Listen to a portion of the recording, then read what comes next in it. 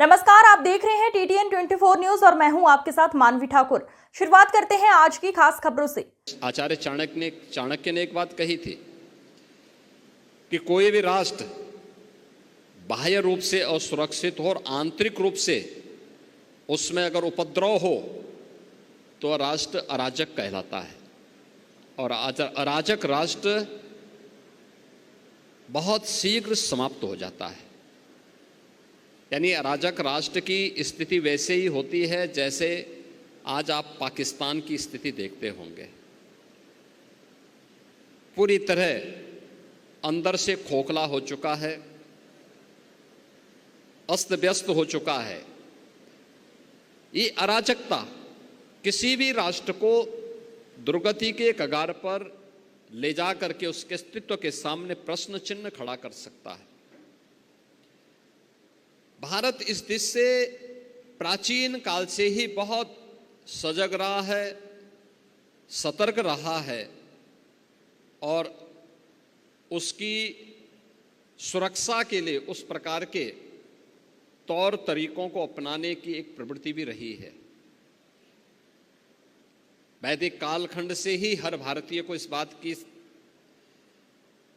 शिक्षा दी जाती है कि धरती हमारी माता है, हम सब इसके पुत्र हैं। माता भूमि पुत्रो हम पृथिव्या। धरती हमारी माता है तो मां के साथ कोई भी सुयोग्य पुत्र किसी भी प्रकार की छेड़छाड़ और अराजकता को बर्दाश्त नहीं कर सकता है। कोई भी पुत्र नहीं कर सकता है। अगर भारत की आन मान और शान के साथ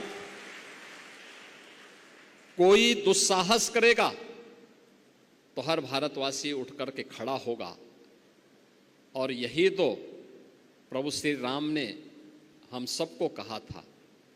उनका उपदेश इसी बात को लेकर के, जब उन्होंने जंगलों वन के दिनों में, जब वनवास उनको हुआ वन के अंदर, और उस समय की भारत की सबसे बड़ी चुनौती जो थी, वे जो राक्षस थे, रावण के राक्षस थे, उन राक्षसों के उत्पात के बारे में, उनके उपद्रव के बारे में जब उनके सामने इस बात को रखा था तो उन्होंने एक ही संकल्प लिया था। तब उन्होंने कहा था, भारत की विद्वत शक्ति के सामने उस समय उन्होंने एक ही संकल्प लिया था, निस्सरहीन करो मई भुज उठाए प्रण कीन।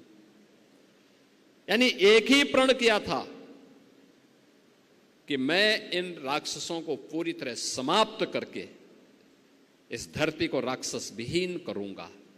ये राक्षस विहीन करने का मतलब उन उपद्रवी तत्वों को जो हमारी राष्ट्र की सुरक्षा में सेंध लगा रहे हैं, इनसे अपने राष्ट्र को मुक्ति दिलाऊंगा।